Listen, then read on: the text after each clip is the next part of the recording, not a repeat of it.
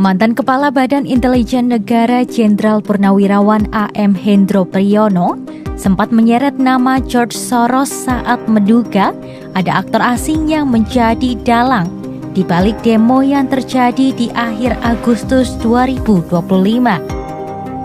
Hendro menyebut aksi itu tidak sepenuhnya murni, melainkan dimanfaatkan oleh pihak tertentu. Ia mengaku tahu identitas dalang tersebut, tapi belum saatnya untuk dibuka. Sebetulnya non-state, tapi pengaruhnya sangat besar kepada kebijakan dari negaranya.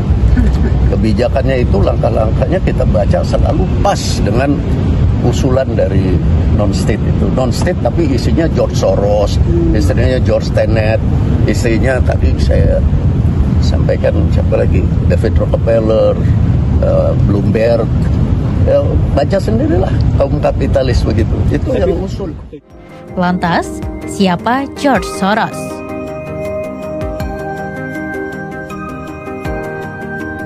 George Soros merupakan seorang ekonom senior, investor, sekaligus filantropis asal Hungaria, Amerika Serikat. Namanya sering muncul dalam perbincangan global, mulai dari keberhasilan besar di pasar keuangan, hingga tuduhan sebagai dalang di balik krisis ekonomi di sejumlah negara. George Soros lahir di Budapest, Hungaria pada 12 Agustus 1930 dengan nama Georgi Schwartz. Masa kecilnya diwarnai dengan gejolak Perang Dunia Kedua. Ia berasal dari keluarga Yahudi dan berhasil selamat dari pendudukan Nazi yang menewaskan lebih dari 500.000 orang Yahudi Hungaria.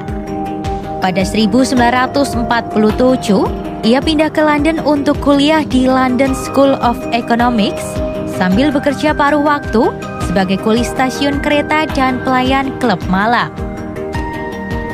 Tahun 1956, ia hijrah ke Amerika Serikat dan meniti karir di dunia finansial.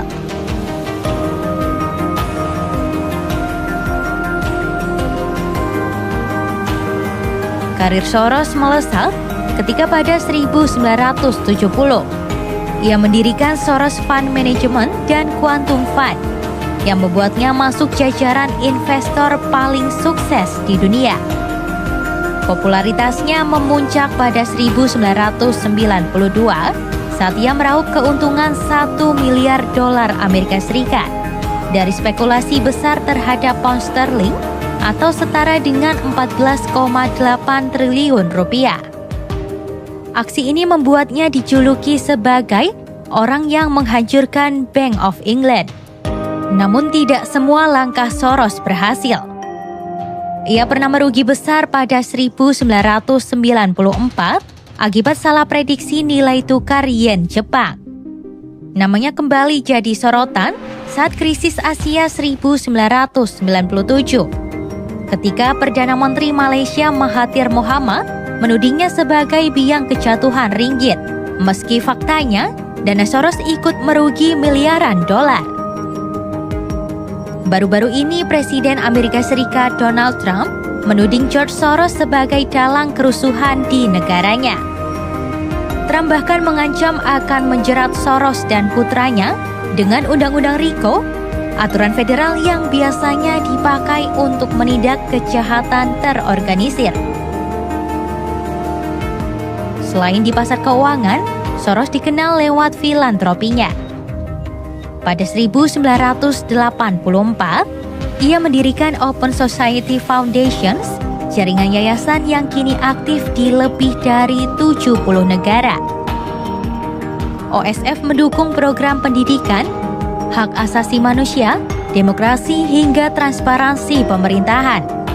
Soros bahkan tercatat telah mengalokasikan sekitar 18 miliar dolar Amerika Serikat untuk lembaga ini. Download Tribun X sekarang, menghadirkan lokal menjadi Indonesia.